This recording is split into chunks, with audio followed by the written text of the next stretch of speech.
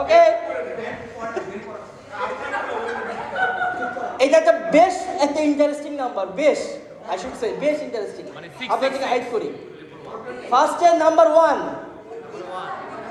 তারপর হচ্ছে গিয়ে নাম্বার 9, 1 9, তারপর বলুন তো কি হতে পারে?